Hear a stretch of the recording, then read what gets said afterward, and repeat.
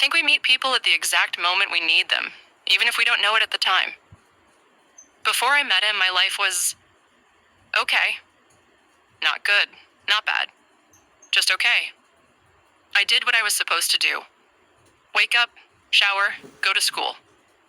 Laugh at the right jokes. Pretend I was listening. Go home, sleep, repeat. There was nothing wrong with it. But there was nothing real either. I was just going through the motions. Then he showed up. No warning, no big entrance. Just this new face in class. Quiet, calm, and somehow instantly unforgettable. He sat 2 rows ahead of me. Head down, hoodie up. Always sketching something. I noticed him because he didn't try to be noticed. Everyone else was loud, trying to prove something. But him? He didn't say much. Just existed like that was enough. I didn't speak to him for weeks. But I kept watching. The way he chewed his pen when he was stuck. The way he always looked out the window, like he was searching for something.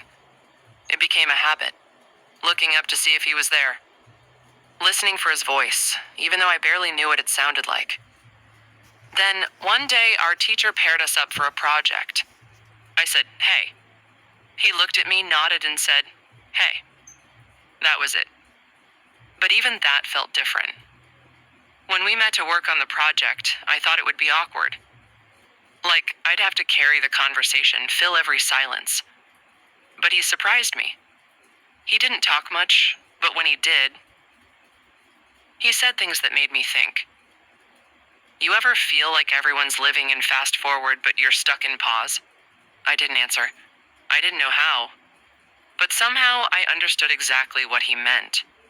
We didn't get much work done that day, but we kept meeting up anyway.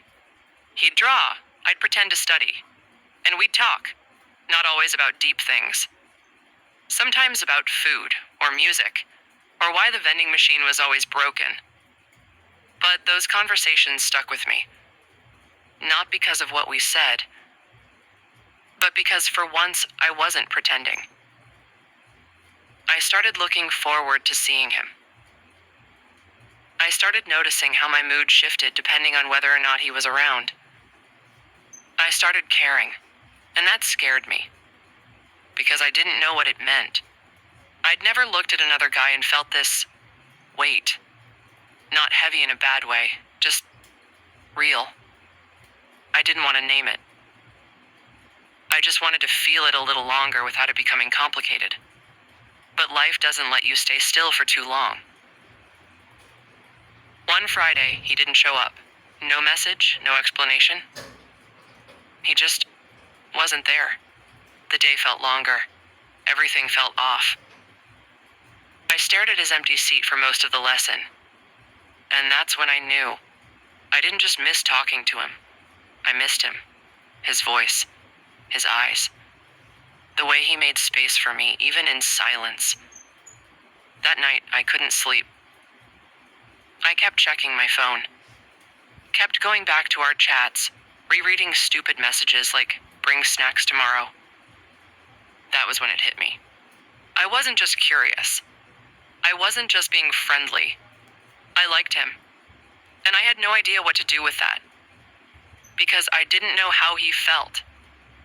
Because I wasn't sure who I was anymore.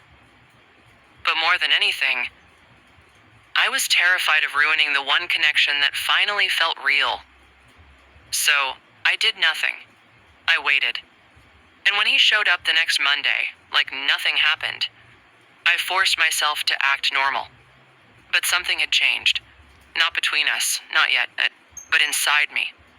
The wall I didn't know I had cracked, and everything I'd buried for years started leaking through. Slowly, quietly, but definitely.